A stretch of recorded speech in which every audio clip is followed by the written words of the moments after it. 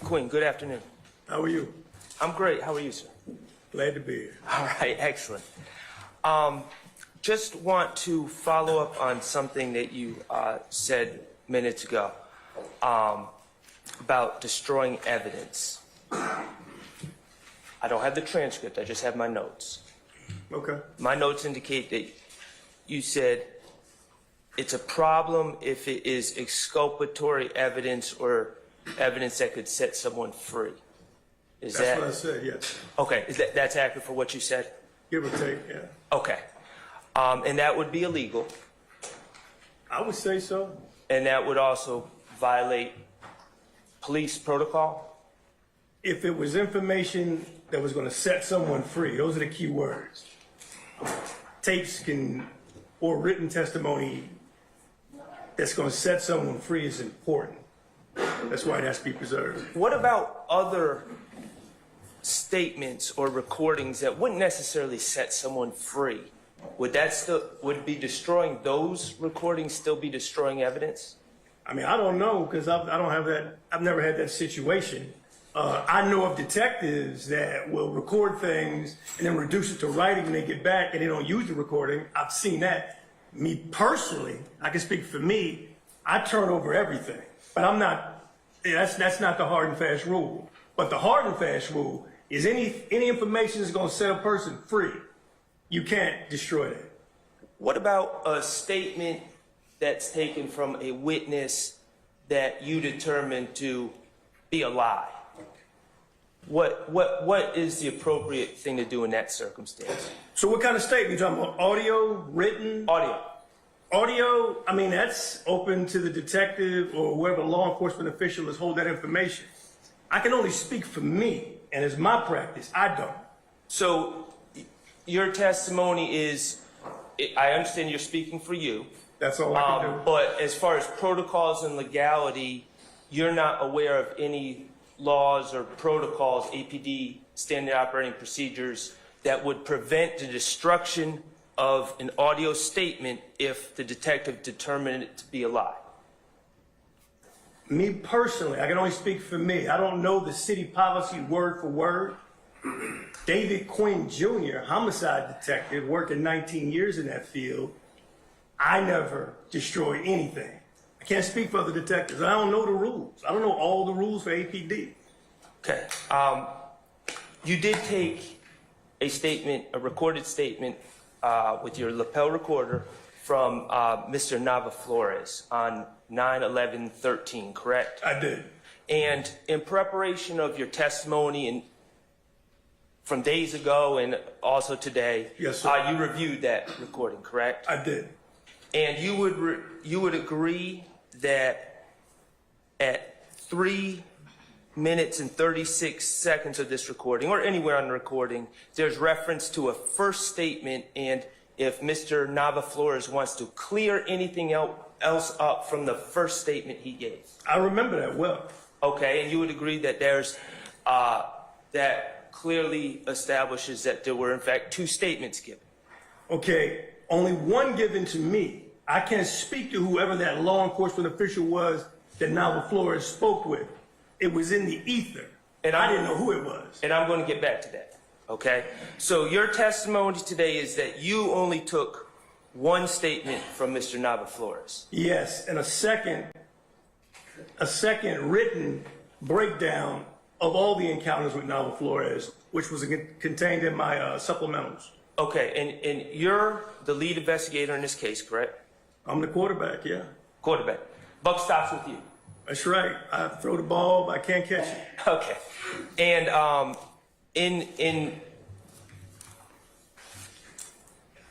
you acknowledge the importance of police reports for memorializing facts that are learned at the time, correct? Yes, I also acknowledge that it's not an exact science either. And you also acknowledge that police reports are important when you're called to testify about things from 2013 and it's 2024. Absolutely. All right. You wrote a 3-page incident report regarding this case, correct? I don't remember how many pages. But you wrote an incident report? Okay. And then you also wrote a 47-page supplemental incident report outlining your investigation, correct? I did. Okay. This first statement that Mr. Nava Flores gave, I want to ask you as the quarterback, who did he give this statement to? I don't know. I mean, and I can go even further, is that there are a lot of players on the field. But what I heard from someone, some law enforcement, that it was going to be a reported stolen vehicle, which mucks up or throws a monkey wrench in my investigation. Who told you that information, that there was... I don't know. It was in the ether. This is in the fog of investigation. Lions, tigers, and bears, oh my. That's what was going on out there.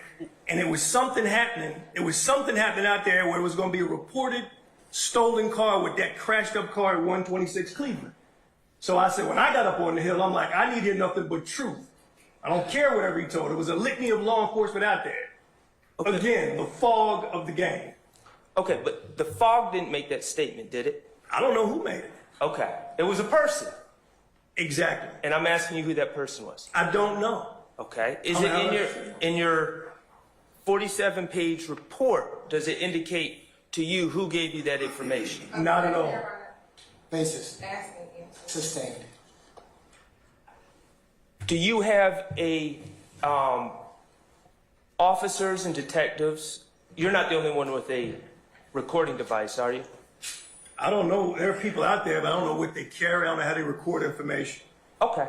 Do you have a recording from this initial statement given by Mr. Nava Flores? I do not.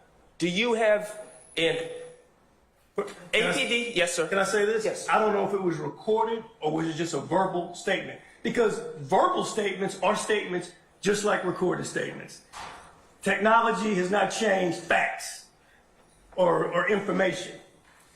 And as far as APD, they also have what's known as written statement forms, correct? Where witnesses can write down a statement. They have that as well. But you can write a statement on a paper plate. I mean, it doesn't have to be on anything in particular. There's no ceremony to a statement. Do you have a paper plate with Mr. Nava Flores' statement, original statement written on it? Not on this case, but in my career, working 19 years, somebody did write me a statement on a paper plate. That's all we had back in 2001, if you want a literal example. Well, I'm just focusing on this case. So you do not have a paper plate with Mr. Nava Flores' statement written on it? What about a written statement form used by APD? Do you have a written statement form with Mr. Nava Flores' original statement? I do not.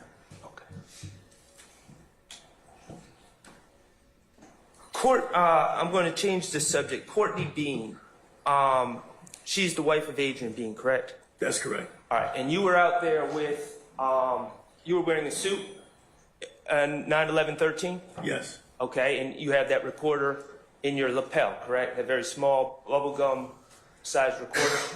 I don't chew bubble gum, but yes. What did you say it was the size of? A package of gum. Package of gum, thank you. So you had that with you on that date, correct? I did. And you encountered Courtney Bean at 2233 Macon Drive that afternoon?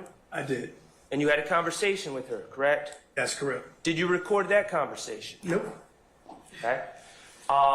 You also had a phone conversation the next day with Courtney Bean, correct? I did. Did you record that phone conversation? I did not.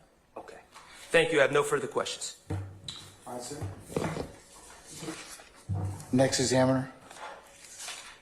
All right, anybody else? Before Mr. Steele, anybody else? All right, go ahead, Mr. Mann.